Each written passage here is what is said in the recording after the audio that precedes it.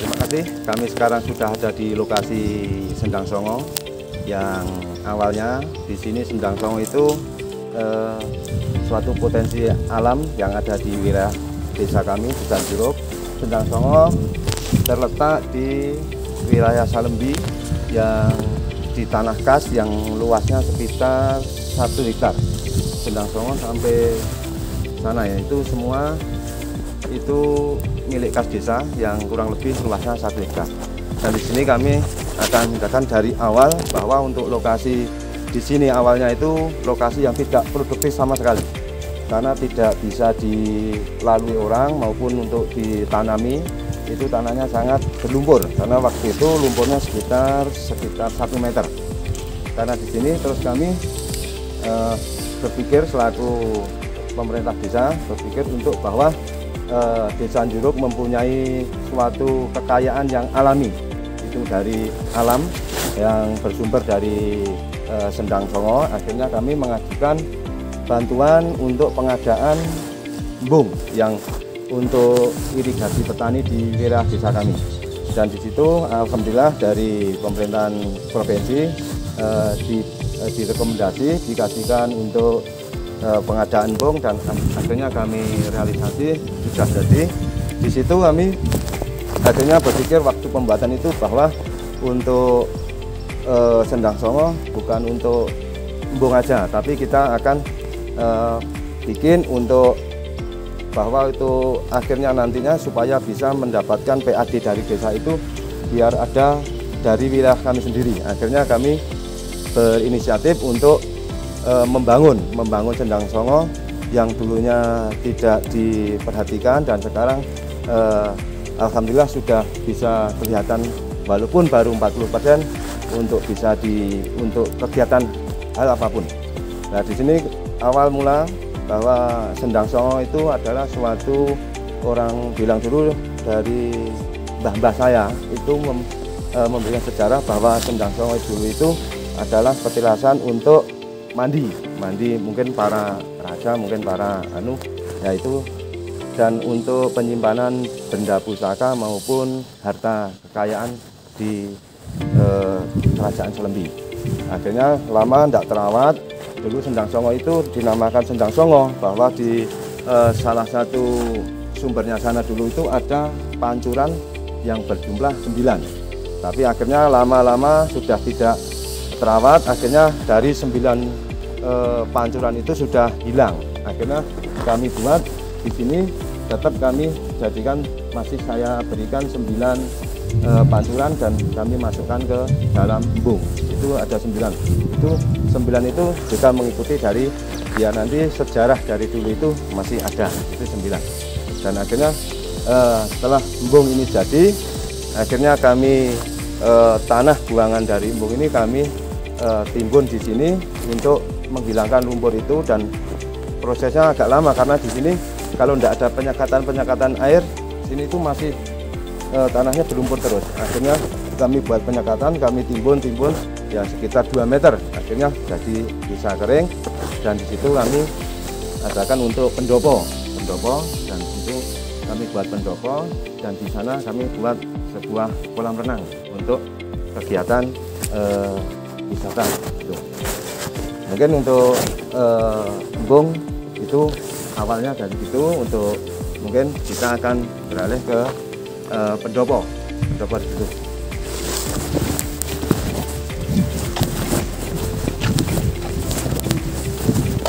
Nah, dari pendapat sini dulu tempat yang tidak bisa juga tidak dilalui dan tidak bermanfaat sama sekali, karena banyak tumbuh-tumbuhan di sini, pohon-pohon yang tidak teratur, kayak pohon pisang, kayak pohon bambu, terus ada buangan sampah-sampah itu yang berserakan. Dan di sini akhirnya kami buat pendapa untuk kegiatan-kegiatan ya, untuk kumpulan atau apa.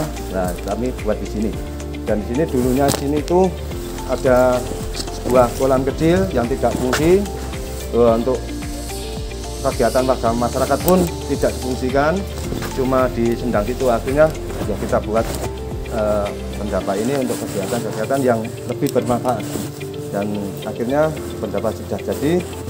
Dan untuk kegiatan-kegiatan mungkin untuk kegiatan perkumpulan RT ataupun pertemuan-pertemuan yang diadakan di sini. Akhirnya di sini nyaman, enak untuk pertemuan untuk tiap pertemuan di sini tidak terlalu terganggu dengan kegiatan-kegiatan yang lainnya.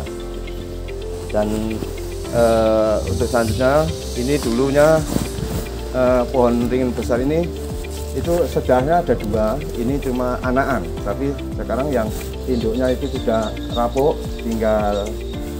tinggal batangnya aja, akar-akarnya, dan ini yang sekarang yang anaknya ini.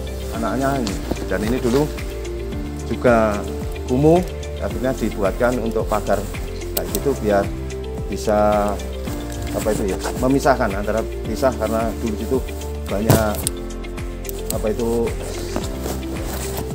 umbul atau tok gilik, itu banyak yang berserakan, kita wadahi, kita tempati, akhirnya kita buatkan pembuangan air yang masuk ke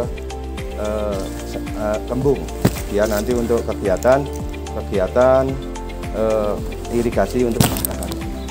Dan di sana kami juga akan dengan bahwa di sana dulu itu juga sama, itu juga tidak produktif sama sekali, dan kami punya inisiatif di situ kami bikinkan kolam renang. Itu sumbernya dari DD, alhamdulillah bisa realisasi. Dengan luasnya itu kolam renangnya ukuran 10 kali 20 dengan kedalaman sekitar 180, dan yang sebelah buat anak-anak sekitar 60 cm. Itu luas kurang lebih 800 meter. Itu kami terakhir di situ karena ini belum kami launching, berarti ini belum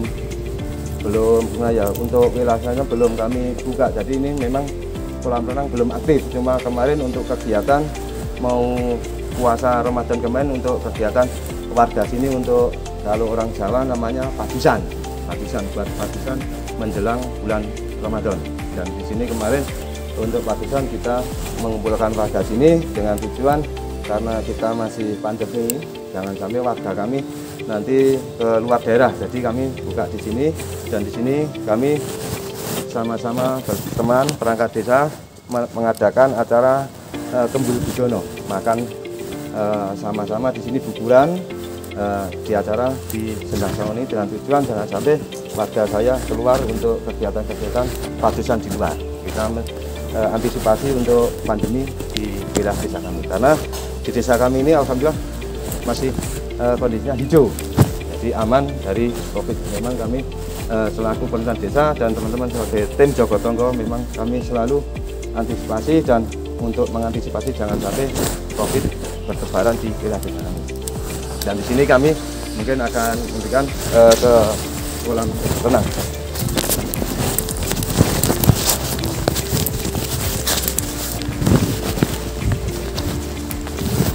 Di sini kolam renang itu suplai airnya kita membuat sumur dalam dari sini. Jadi ini sumur dalam dari sini ini kami buat untuk menyuplai air panas. Jadi itu tiap hari pasti airnya berganti. Ini tidak usah dipompa, sudah keluar sendiri, sumbernya keluar sendiri.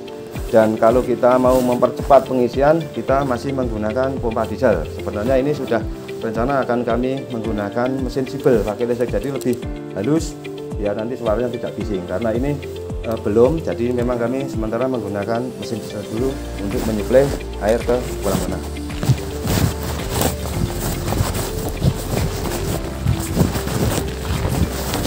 Nah, di sini kami buat kolam renang kayak ini dengan tujuan ya ini bisa supaya bisa besoknya nanti buat wisata. Karena ini sebenarnya harusnya sudah dikuras ini karena sudah 2 minggu tidak dikuras, jadi airnya agak hijau.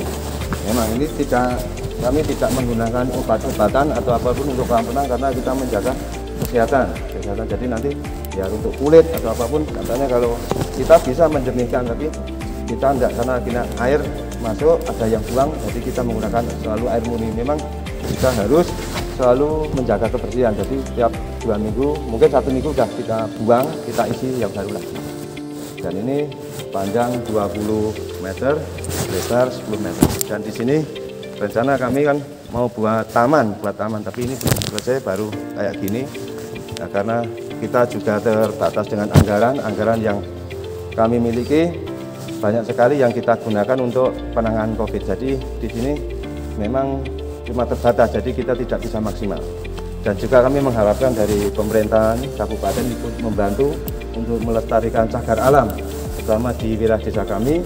Untuk wilayah Sinartongo ini suatu kekayaan yang paling utama di wilayah desa kami yang seharusnya memang kami kembangkan, yang nantinya tujuannya agar membantu pendapatan dari desa untuk kegiatan kita selanjutnya. Jadi biar nanti desa kalau bisa mandiri, memang tujuan dari awal. Dan ini rencana besok mau kita lebih akan kita bangun untuk biar nyaman untuk pengunjung, karena ini baru penataan awal, memang ya belum selesai, baru 40%. Ini masih agak berantakan karena kita masih membutuhkan dana untuk kegiatan tersebut. Mungkin itu yang potensi-potensi yang di wilayah desa kami, terutama yang kami miliki untuk wilayah Sinartongo. Itu suatu potensi cagar budaya alam yang harus kami uri-uri, harus kami, sejarah itu jangan sampai hilang, karena bahwa di wilayah desa kami ada punya sejarah, alhamdulillah, untuk sejarah kerajaan Alembi yang terpendam, banyak orang tidak tahu, dan akhirnya kami buka lagi biar nanti bisa tahu untuk bahwa Desa Anjuruk itu mempunyai cagar budaya alam yang sangat luar biasa, yang dulunya terpendam, tidak semua orang tahu, dan akhirnya bisa kita lihat bahwa itu memang harus dibudayakan, dilestarikan, dan nantinya untuk biar untuk Boyolali suatu, ya Boyolali sekarang sudah maju pesat, karena untuk setiap desa pasti mempunyai potensi, akhirnya bisa mengembangkan potensinya masing-masing. Mungkin itu tujuan dari Bapak Bupati untuk selalu meningkatkan untuk potensi yang ada di wilayahnya desa masing-masing, untuk menggali dan untuk bisa dikembangkan. Dan itu Pak Bupati sendiri juga sangat membantu untuk kegiatan yang nantinya untuk pendapatan PAD bisa meningkat. Beliau sangat mendukung sekali, terutama budaya-budaya yang ada di wilayah desa masing-masing, terutama potensi alam itu memang beliau sangat mengharapkan biar nanti desa itu mempunyai suatu potensi yang sangat luar biasa dengan kegiatannya masing-masing. Mungkin itu yang kami sampaikan, yang keterkaitan dengan potensi-potensi yang ada di wilayah desa kami, Desa Anjuruk, bahwa untuk selama saya menjabat memang saya akan fokus gimana caranya nanti supaya Desa Anjuruk mempunyai potensi yang kami bangun selama kami menjabat, biar nanti bisa berkembang, dan untuk selanjutnya biar bisa dinikmati warga masyarakat maupun pemerintahan desa yang besok-besok akan datang. Itu mungkin pemaparan dari saya tentang potensi yang kami miliki, kekayaan yang kami miliki di wilayah desa kami. Semoga semuanya bisa bermanfaat bagi warga saya maupun warga umum. Terima kasih. Wassalamualaikum warahmatullahi wabarakatuh.